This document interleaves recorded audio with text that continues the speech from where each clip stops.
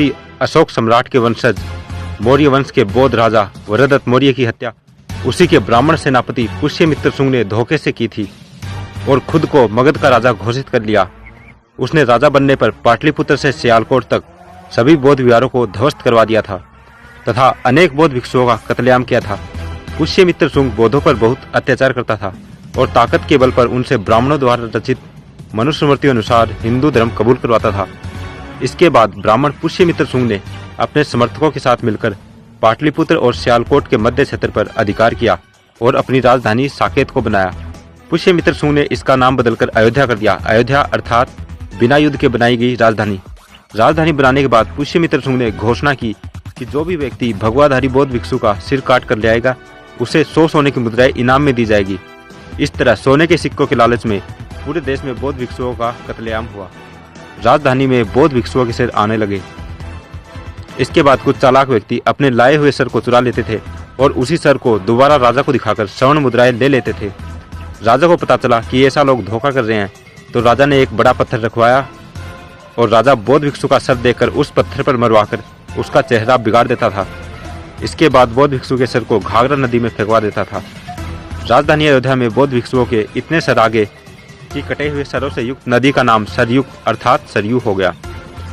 इसी सरयू नदी के तट पर पुष्यमित्र शुंग के राजकवि वाल्मीकि ने रामायण लिखी, जिसमें राम के रूप में पुष्यमित्र शुंग और रावण के रूप में मौर्य सम्राट का वर्णन करते हुए उसकी राजधानी अयोध्या का गुणगान किया था और राजा से बहुत अधिक पुरस्कार पाया था।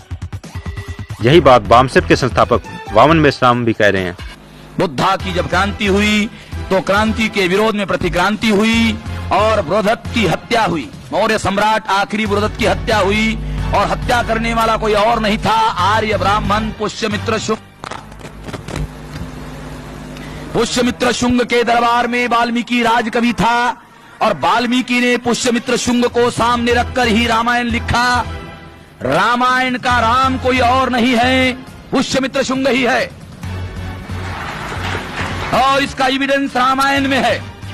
इतना ही नहीं, रामायण, महाभारत, स्मृतियां आदि बहुत से काल्पनिक ब्राह्मण धर्म ग्रंथों की रचना भी पुष्यमित्र शुंग की इसी अयोध्या में सरयू नदी के किनारे हुई। बौद्ध भिक्षुओं के कत्लेआम के कारण सारे बौद्ध विहार खाली हो गए। तब आर्य ब्राह्मणों ने सोचा कि इन बौद्ध विहारों का क्या करें कि आने वाली पीढ़ियों को कभी पता ही नहीं लगे कि बीते वर्षों में ये क्या थे। तब उन्होंने इन बौद्ध विहारों को मंदिरों में बदल दिया और इसमें अपने पूर्वजों व काल्पनिक पात्रों को भगवान बनाकर स्थापित कर दिया और पूजा के नाम पर यह दुकानें खोल दी।